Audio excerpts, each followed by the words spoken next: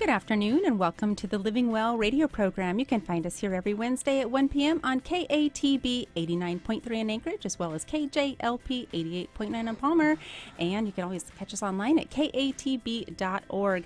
My name is Cammie, and always I am joined here with my fearless leader, Betty. Oh, yes, that's me. Fearless. You are fearless. You make me do things I never thought I would do. You almost caught me with my mouth full of muffin.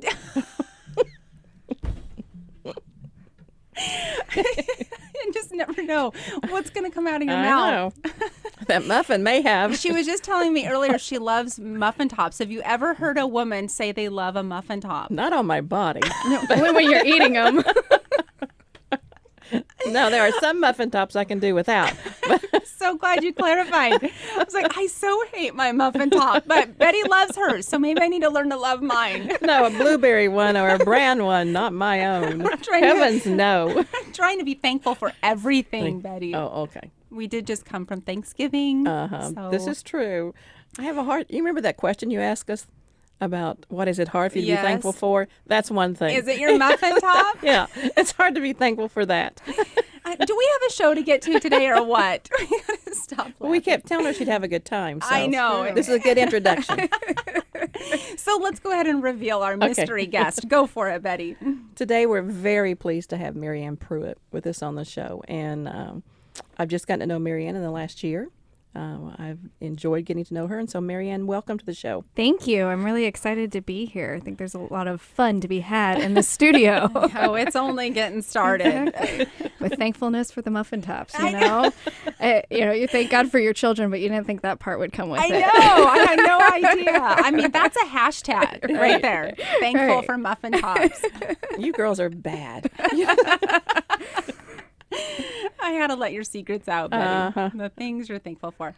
So we just want to kick things off, Marianne, and just let our audience get to know you a little bit. Give us the 411 on Marianne, if you wouldn't mind. 411. Yes. Well, my name is Marianne, which often I introduce myself. It's like Gilligan's Island. That's how people can remember my name is Marianne, like Gilligan's Island. But I am a wife to a wonderful husband. His name is Lance, and we have two little boys. They're 10 and 7, Jacob and Bryce. And again, they make me just the happiest in the world, and they are everything I fight for in my life. By day, I am a partner for an advertising agency, and part-time, I am the women's ministry director for Muldoon Community Assembly. And how about quarter time? Quarter time. Well, quarter time, I try to, sneak some sleep in there a little bit. I try. My goodness. And so how long have you been in this role of women's ministry leader over there at MCA? It's just now been a year of just going through this. Before that, Kim Carlson was our director before that, and so I've known Kim forever. I've been in the church for a long time. My husband was born and raised in that church, and we met in that church, and now we have our kids in that church. And so I feel like, I was 18 when we started going to the church, so I've been there now longer than I've been about in 5 years. Yeah, 6 or 7. Thank you, Betty. Thank you. That's exactly right. What would you say has been the biggest challenge stepping into that role? Stepping into a role of ministry wasn't new to me. My parents were missionaries, and, my father was always my principal growing up, and they were missionaries before I was born. And he was the principal of the private school that I went to, and so I knew him as my principal until we moved to Alaska, and then he became my principal here in East. And so it's just been, you see that as ministry, though. And ministry's not been new in my life. But stepping into that role as women's ministry director, I think you started to see what's heavy on women's hearts.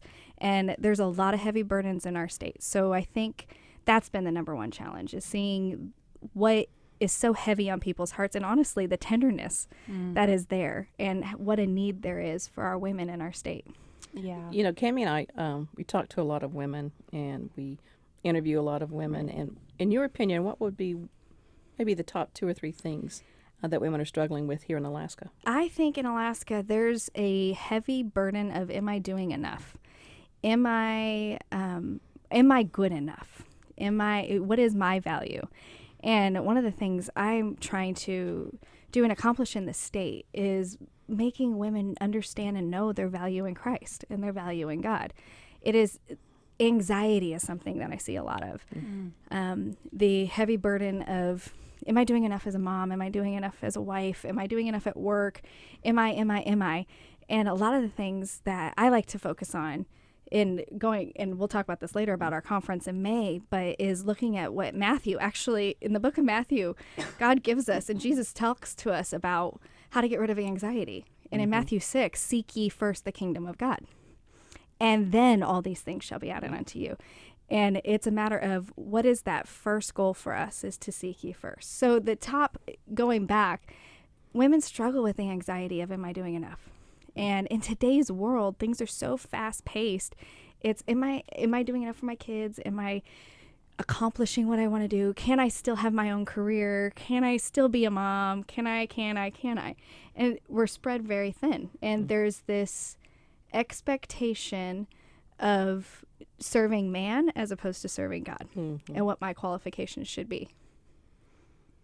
Wow. And don't you think, too, in the world that we're living in, the culture with just, it's kind of a catch-22, because we have so much access to information, to whether it be decorating our tables or, cleaning tips and just all of these things. But with that access comes the added pressure. I mean, for comparison and competitiveness amongst women. I know we've talked about this before. So it's interesting how we have access to all of that, but it's also just created all that much more competition amongst women to measure up. It does. And really, I always love to come back to, if we work together as opposed to compete with each other, we can accomplish so much for the kingdom of God. Isn't that the truth? And it's really difficult, because you see people like, no, I'm doing this for Thanksgiving. I'm doing this for Christmas. I'm doing this. We don't have to have a competition. If we work together, we'll be able to help our villages that are struggling with a lot of sexual abuse. And here in Anchorage, it's not a secret. This is what's out there. And it's a burden that people are carrying that we can all pitch in together to help with. And stop competing with each other. Stop worrying about what Pinterest says. Stop worrying what Facebook says. And start focusing on what you can control. So I'm going to put you on the spot a little bit, Marianne, just as I think about this, because I'm thinking of the two moms. You've got the working mom and you've got the mom who stays at home. And both of those moms can at times be competitive in nature or envious or whatever it is, because of just the difference in roles. Well, your kids don't come first because you work, or, well, you don't do this and you stay at home. What do those two women need to let go of to become unified in the different walks that they're walking? The number one thing is selfishness. We've got to stop thinking about ourselves. That is the number one thing. Stop worrying about what your feelings are. Stop worrying about what you as an individual need.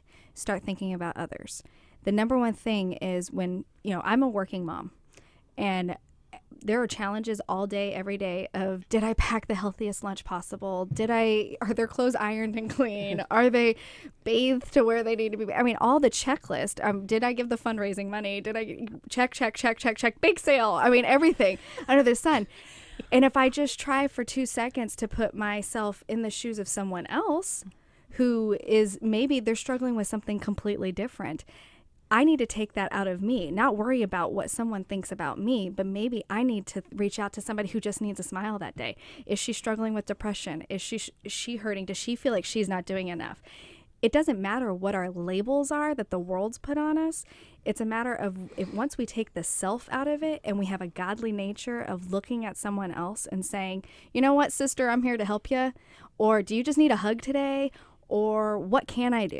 Maybe I could just pick up your kids from school and help you out, or whatever it is.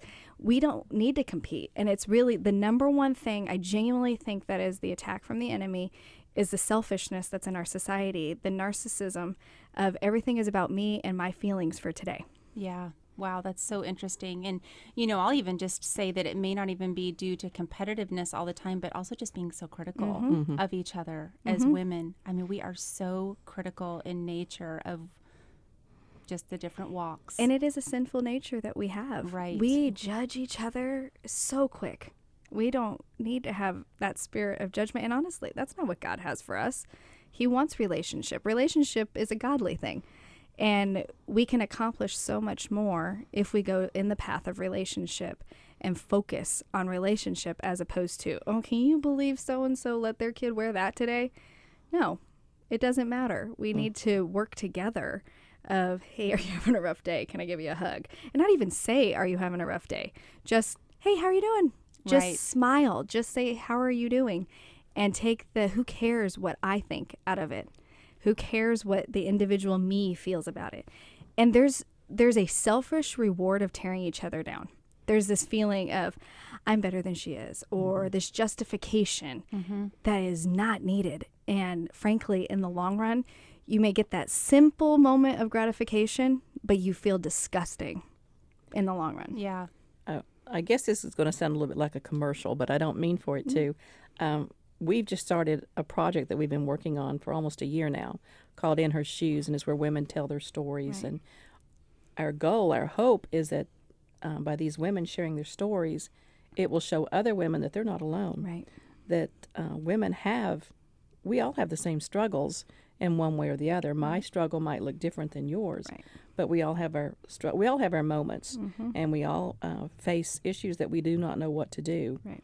And I love what you said about just stopping and taking the time that if they need their children picked up, we'll go pick them up. So we're hoping that this project will bring light to some of that it will stop a lot of the criticisms and the judgments and go, wait just a minute. Just because her hair is combed and she's got her makeup on and she's looking nicely, it doesn't mean that her life has been perfect.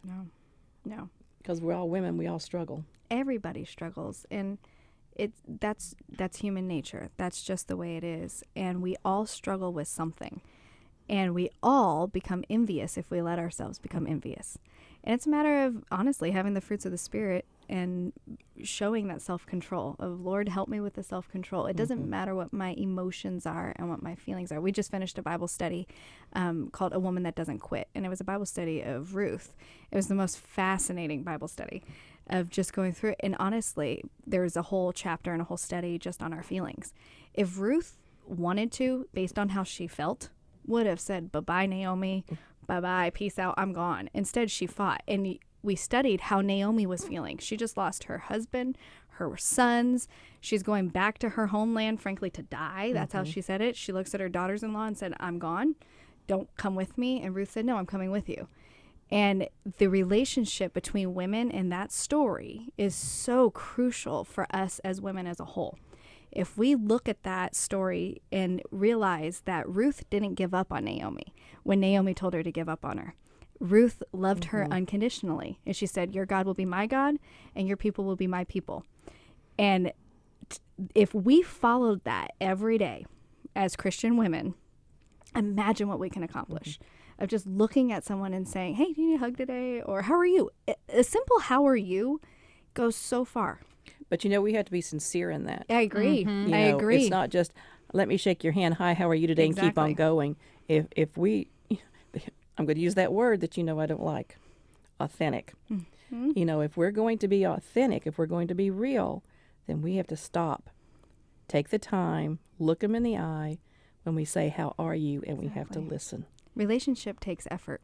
Doesn't it, though? It does. And time. It does. So much of that is conveyed in our body language when we ask that question. Does she really care? Right. Exactly. I once heard Being aware of that. a preacher say, people don't care how much you know until they know how much you care. That's so true. That is very true. And stopping and pausing to think and talk about someone else. One of the challenges that I've try to, as I go through ministry or just counseling people individually, is stop talking about you for a minute. That's something women really struggle with, because what we struggle with is our gratification and our meaning of belonging, where we belong. That's what we struggle with. And until we realize and become confident and courageous in what God's created us to be, can we not be there? And the authentic word, yes, but it's true. But being authentic of how are you today, it goes so far. It really does. I want to ask you a question. Yeah. I hope I can ask it in the right way.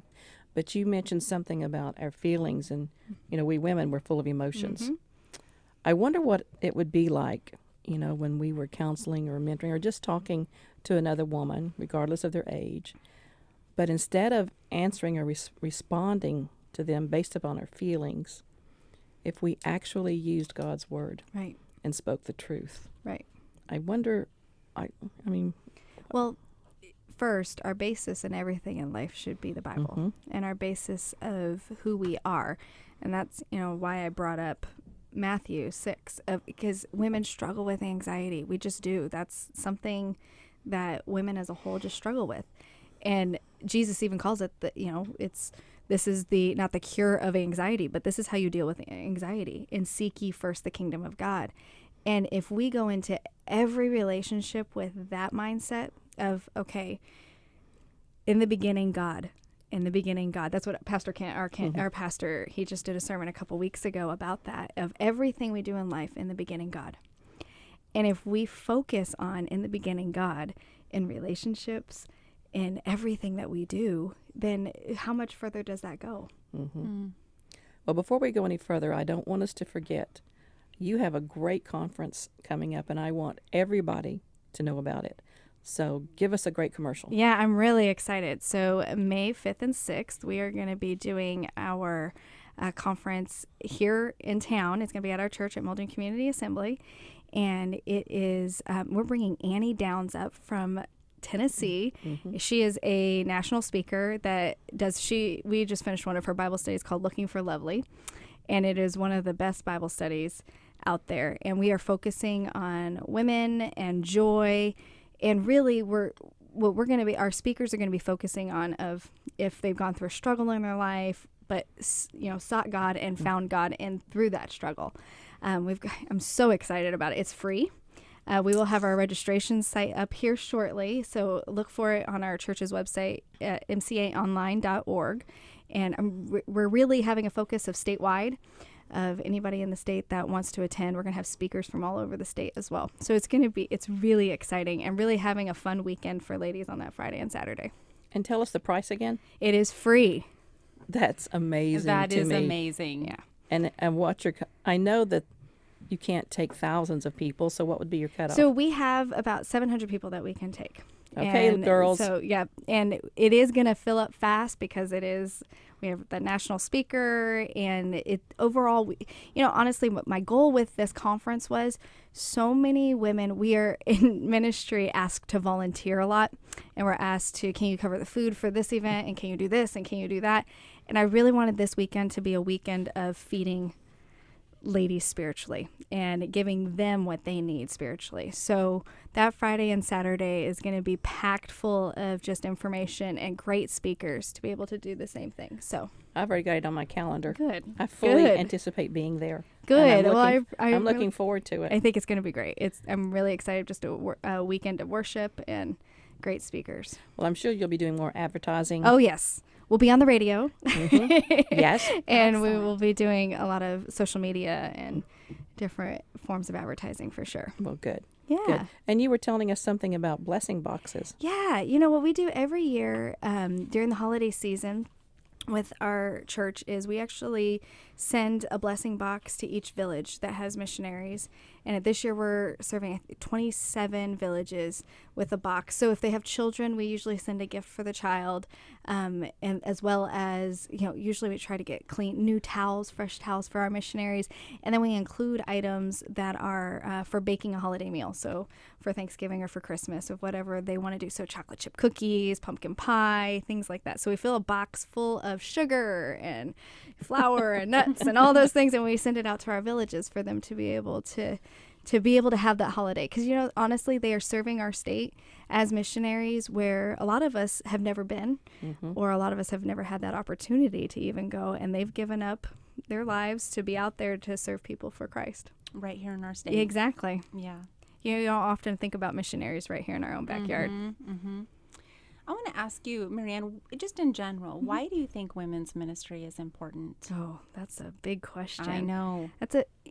I think it goes back to a piece of what we were talking about earlier about the anxiety and the stress that women have in today's world and today's society.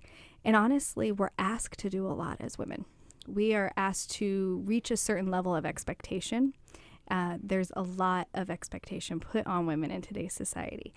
And ministry is super important because of that, women get caught into different types of sins than they have in other generations, and different types of temptations, and whether it be competing with other women, whether it be, extremes of affairs, of anything, of emotional affairs. There's a lot of different levels of what we see in ministry. And honestly, the spiritual welfare of a woman in today's world is extremely important, to be that support to her husband, but then also be the best mom that she can be the best college student that she can be the best Christian woman that she can be, and being able to reach that full potential in Christ that she has. So essentially just the importance of nurturing the woman of the home. Exactly. Whether she have children or be married, just in general. We have to find ways in ministry. I feel really important. That is really important for us as women's ministry leaders, is to find ways for women to be ministered to. We're at a place in today's society where we can't just ask women to volunteer. We need to nurture their spiritual lives as well. Do you ever think it's okay for a woman to say no? Yes, I do. I do too. I do too. I think it's I think it's important. And that's actually you asked me what are some of the top 3 things that women struggle with. That is one. But that has to do with I think it all boils down to the measuring up and the expectations of, I have to be Martha Stewart. I have to be everything perfect. I have to be the mom of the year. I have to make the best for bake sales. And really, in reality, it's okay to say no, because when we don't say no, our families struggle more, and our well-being and our health struggles as well. I read a book entitled The Best Yes, and I have thought about that all the time. Many, many times when I'm asked to do something, she makes a statement, save your best yeses. I like that. That's really good. Save your best yeses for the important things. And knowing it's okay to say no. One thing I like to do when somebody asks me to do something, give me a day to think about it. And if that's not okay with you, then it's not the right thing for me to do. But at least give me a day to think about it. And that, because we will all be asked to do a million things, and we will all say yes to everything if we're not careful. I don't know. I'm getting better at saying no. That's good. I'm getting much better. Cammie would not agree with that. Because she somehow thinks that it's my fault that she's doing all these things. But I'm getting a lot better at saying no. I don't know if it's your fault. It's your prompting. I was just telling Jeremiah last night, I was like, I need to be involved in something where no action items come from it. Right? I know. I don't even know what that would look like. What would that be? Can I just go to coffee with somebody and not have a to-do list afterwards? Exactly. I don't know what that would look like. I don't know either. I don't know. I'm thinking of looking to see if they need someone to like sort nuts somewhere or something. Just sit there and do that. I mean, just the simple mindless task. Activity, right? Mindless Maybe activity. I should have just said that. Someone will be calling you, asking you to do it now. Yes. I will have to exercise my best, yes. So over the course of the last year, have you noticed a shift in the women that you serve? Yes. I think a lot, for our church specifically, I've had a focus of trying to get younger in our women's ministry, because I think a lot of churches struggle with this, of having a wide, diverse spectrum of women that we're reaching.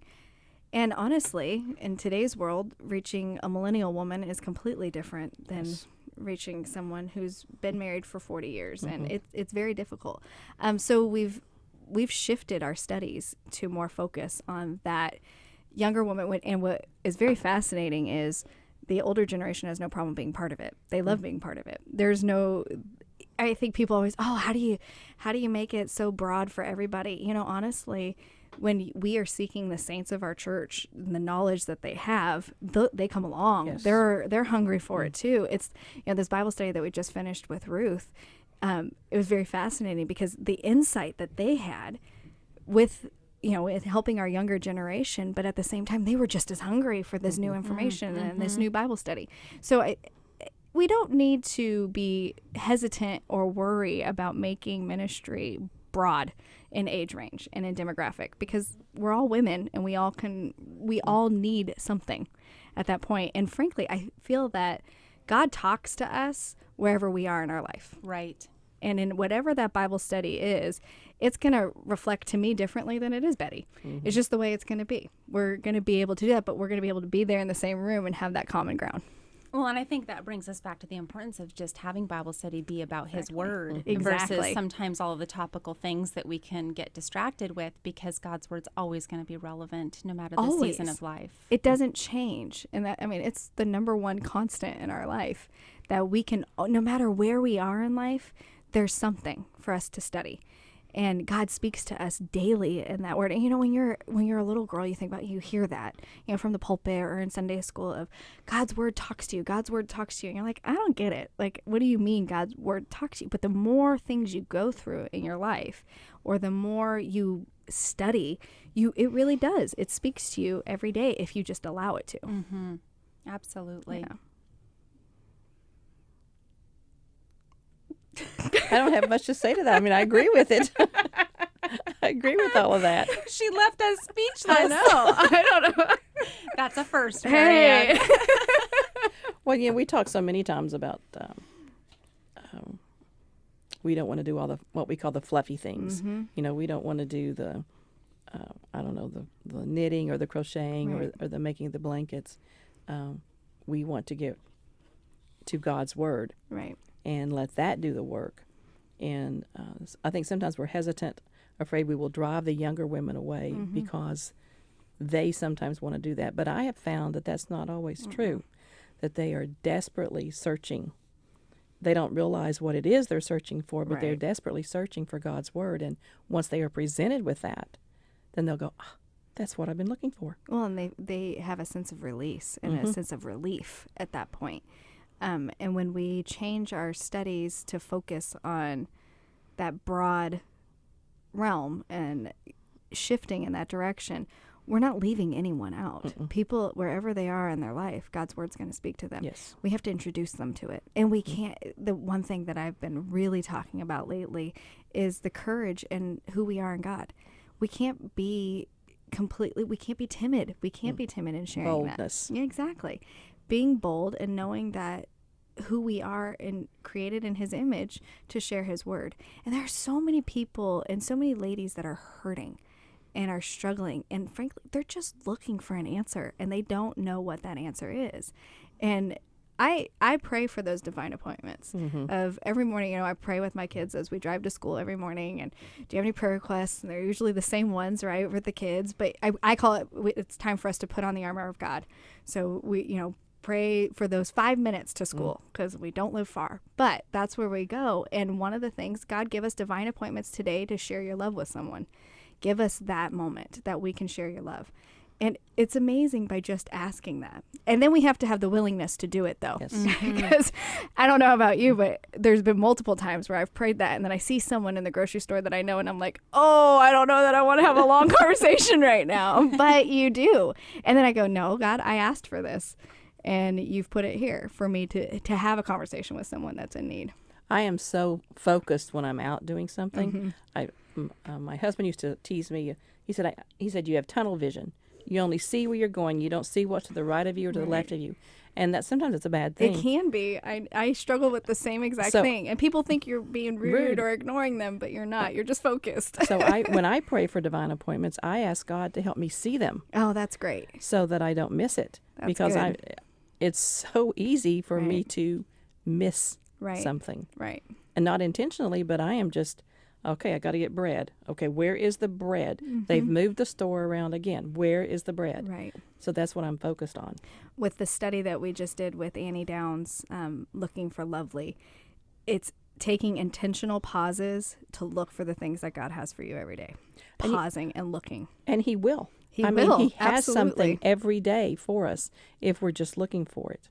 And if we're willing to be bold enough to go out and take it. You know, and I encourage people to journal that. And journal, it's hard. I know it's one more thing to do. Even if it's just one thought, though, that we write down. And I actually use my phone for journaling. If a moment happens, I just open up my notes and just type something real quick. It doesn't have to be anything big, but it's amazing how going down memory lane later on, how God will talk to you through those and just seeing what's there. And we just have to look. It's right before our eyes. You know, I think too, it's always a challenge, or I think sometimes we can be put off by the fact, like, that you should ask this person how they're doing or how you can pray for them, but they also don't want you to do it. Right. But I think pressing beyond those comfort zones of other women and just trying to dig below that surface because we're not used to it. Right. That's really what it is we've just become, I don't know what the word is, but we're just not used to somebody really wanting to know beyond a fine how we're doing. That's exactly right. And it is getting out of that comfort zone. We become complacent in what that attitude can be. Yeah. Any other questions you want to ask before we let her go, Betty? Well, I want you to advertise your conference. Yes. Okay. May 5th and 6th here at Muldoon Community Assembly. We're right on DeBar and Patterson. And it is free. And we are bringing up Annie Downs. Again, it is free. It is for all women in the state. And honestly, I want to thank our pastor who, when I approached him and saying, I want to do an expensive conference for free, and he said, let's do it. And, we have the best leadership in Kent Redfern at our church, and he just does a great job. And and so I'm really excited about this conference. It'll be a great weekend of worship and refreshing for women all over the state. When you go back, you tell Kent that I said hi. I will. He used to be my neighbor. He asked me that the other day. He goes, do you know Betty? And I said, of course I know Betty. And he goes, she used to be my neighbor. Yeah. That's exactly right. And Daniel was in the room to his son, and he said the same thing. When my husband died, him and his wife was one of the first ones that came to my house. That's and we lived on the other side of town.